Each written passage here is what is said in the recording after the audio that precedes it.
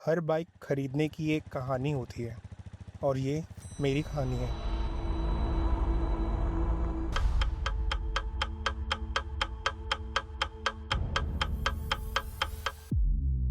तेरह साल एक ही बाइक के साथ बिताने के बाद मुझे लगा कि नई बाइक चुनना आसान होगा, लेकिन जितना आसान मैंने सोचा था उतना था नहीं।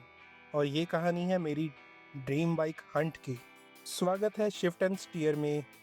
यहाँ सिर्फ बाइक और कारों की बातें नहीं होंगी, यहाँ हर मशीन के पीछे छुपी कहानी सुनाई जाएगी। और ये उस सफ़र का पहला चैप्टर है। शुरुआत होती है मेरी 13 साल पुरानी होंडा ट्विस्टर से। 13 साल मतलब ज़िंदगी का एक बहुत बड़ा हिस्सा।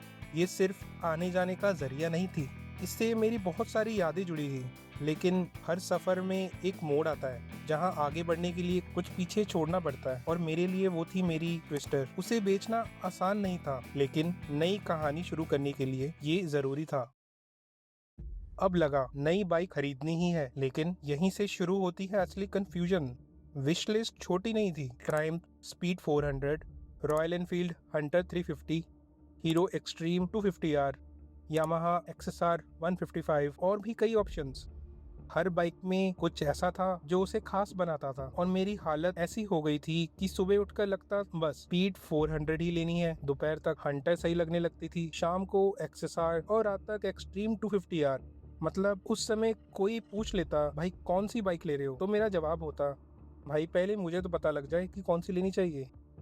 मैंने रिव्यूज देखे, ऑनर एक्सपीरियंसेस सुने, कंपैरिजन वीडियोस देखी, लेकिन उस समय के बाद मुझे एहसास हुआ कि जितनी ज्यादा इंफॉर्मेशन मिल रही है उतना ही फैसला मुश्किल होता जा रहा है, क्योंकि हर रिव्यूअर की अपनी पसंद थी, लेकिन बाइक मुझे अपनी पसंद की लेनी थी। और तभी एक बात समझ आई, कभी कभी हम परफेक्ट बाइक ढूंढते ढूंढते उस बाइक को भूल जाते हैं जो हमारी जरूरतों के सबसे करीब होती है। मैंने दोबारा शुरुआत से सोचना शुरू किया, मुझे आखिरकार चाहिए क्या? पावर, लुक्स, कंफर्ट, रिलायबिलिटी, या एक ऐसी बाइक जिसे मैं रोज चलाकर भी उतना ही पसंद करूं जितना पहले दिन करूंगा? और उसी सवाल का जवाब मुझे मिला टीवीएस रोनिन एगोंडा एडिशन में।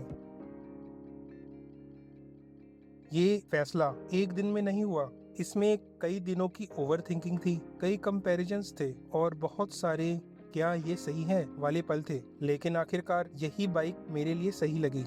लेकिन कहानी यहीं खत्म नहीं होती। असल कहानी अब शुरू होती है, क्योंकि अगले एपिसोड में मैं बताऊंगा ऐसा क्या था जिसकी वजह से मैंने हंटर 350, स्पीड 400, एक्सएसआर 155 और एक्सट्रीम 250R सबको छोड़ के रोनिन एगोंडा एडिशन ही चुनी। अगर आपको सिर्फ रिव्यूज नहीं बल्कि एक असली ओनरशिप जर्नी देखनी है, तो इस सफर में मेरे साथ चलिए। मैं मिलूंगा अगले एपिसोड में, क्योंकि हर मशीन की एक कहानी होती है और ये तो बस शुरुआत है।